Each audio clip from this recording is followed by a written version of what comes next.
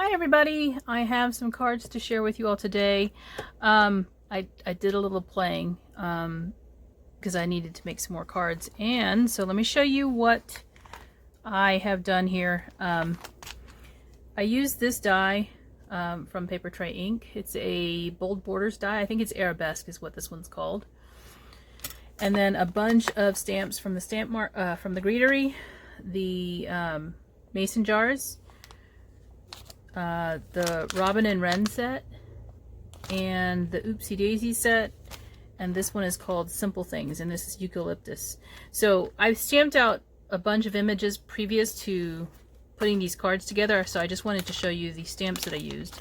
And then I stamped a bunch of sentiments, and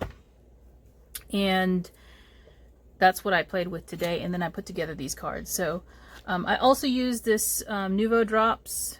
It is the crystal drops in Dandelion Yellow. Okay, so here's my first card, and I hope you guys can see this well enough. I'm doing this with the natural light, but there's also a light over here. So there's the card. The sentiment is foiled, and if you watch the rest of the video, I'm going to attach how I did this.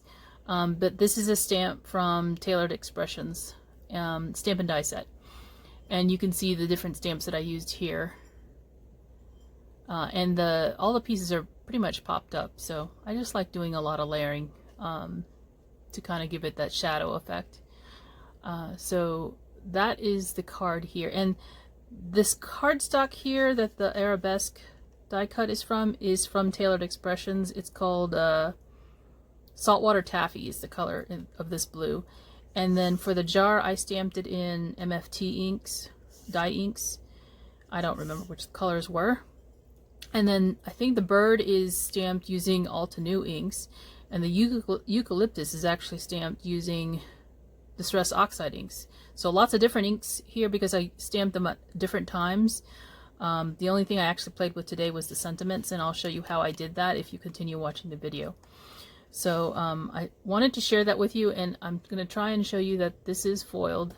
You can see that flash of light across the sentiment there. Really cute card. And then this one I made again using some pre-stamped images that I'd already had ready to go, and then I just tied the bouquet here at the bottom with some May Arch twine. And then again, this same sentiment is from a Tailored Expressions set. This is not foiled, it's just stamped. And then I added some sequins here that are kind of a yellow pink hue. And this is all popped up on little foam pieces. And I did do some blending in the back of this one. It's not just a white color, it is gray that I used so that it would stand out from the flowers that are die cut a little bit better. And then this, I didn't show you this border die.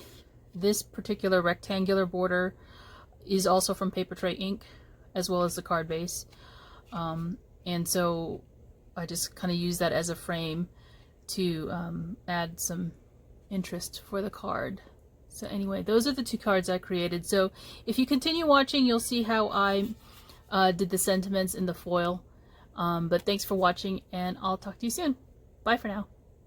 Hey guys, I have a video for you today that is some playtime that I've had using some supplies that I purchased recently, as well as supplies that I've had for a long time in my stash. So one of the things that I wanted to do was cut a whole bunch of these sentiments, and so I thought, well, I can stamp them all easy enough, right? And then cut them out with the companion die. It seems like a lot of companies are doing this year, where they sell multiple sets, new sets each release, and then they have one die that you buy that coordinates with all of these sentiment sets. And that's what this is from Tailored Expressions. It's Simple Strips Friendship and Simple Strips Background. And when you stamp the sentiments out, you then line this die up with the little squares here, and I use tape to line it up, and then you can cut it out, and it will cut all of these sentiments at one time, so it saves you some time, right? So I took it a step further just because I thought it would be nice to have sentiments that were foiled. So I have stamped out both sets that I have, and apparently they're putting out more of these. Hopefully they'll have a Christmas set. And so this is both sentiments, and one is turned the other direction on a 8.5 by 11 piece of paper. And during Amazon Prime Day, I purchased a new laser printer because it was $117, I think, on sale. I think that was the price. You can ask me, or I'll put the actual model number inside the description box for you guys if you're interested. I don't know if it's the same price, but it may drop, you know. You never know. So 8.5 by 11 laser printer. And so I basically scanned this image into the laser printer and as a TIFF file. And when you do that, it takes the image and it saves it to a file. And then I printed it out on the laser printer, and it comes out after, actually, when you print it out as a TIFF file, it takes it as an image. And if I just print it out, it looks like this, which is way smaller than what you want because the die will not line up on these holes. So then I put it in a Word document, and I made the image the largest sizes I could to fit an 8.5 by 11 piece of paper. So this is it on copy paper, printed from the toner LaserJet printer. Okay, so now the holes will line up with the die. And then I took it to my Mink machine. I have a Heidi Swapp Mink. I've had it for a while, and I have lots of, what do you call it? Lots of foil for the machine because I don't use it as often as I probably should. It gives great results. So that's what I did. I played with my Mink machine. It's the 12-inch one. And this is a Copic cover paper, so it's not that thick. As I put it through my printer, I adjusted the type of paper that I was using to the cover stock. So this is about 60-pound weight cover paper. And this is done using a black Mink foil on white Copic paper. And all of the white is going to be Copic paper, in case you're wondering. I don't prefer, well, actually this is Nina paper, so I don't prefer to color on that anymore with my Copic, so I use it for other things when I can, when I remember to. So this is just black foil, and you probably cannot see that. Well, actually you can. If I shine it in the light, you'll see that it's foiled. It's not black ink, it's foiled now, and as I turn it, you can probably see that glare that comes up. Ink will not do that, so you can tell that it is foiled, you know, as I turn that sheet. So that's what the black looks like. I had to start with the plain one, right? And this is the blue, like a, I would say not a teal, but it's a really vibrant blue. Same set of sentiments.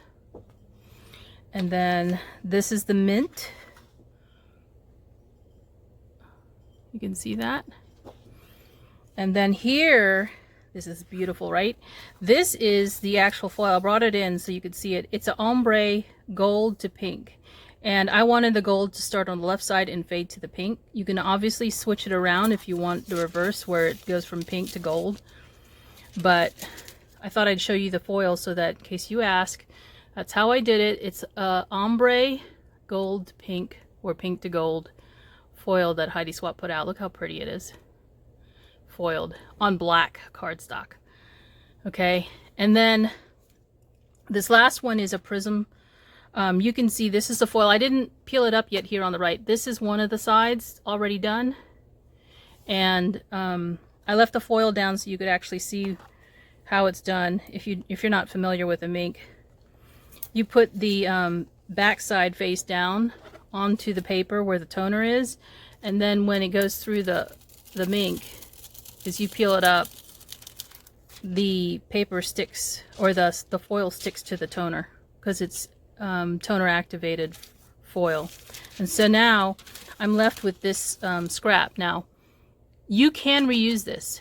If you go into, say, a Word document and you draw a big rectangle onto the paper and you fill that rectangle with black and then print it out, you'll have toner on a piece of paper, whatever color piece of paper you choose, right?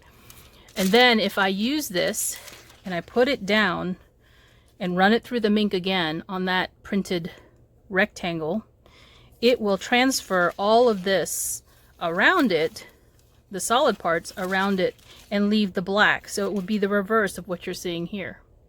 Okay? And then you could cut it out with a die. And here's how the die works. Let me move this out of the way. Here's how the die works.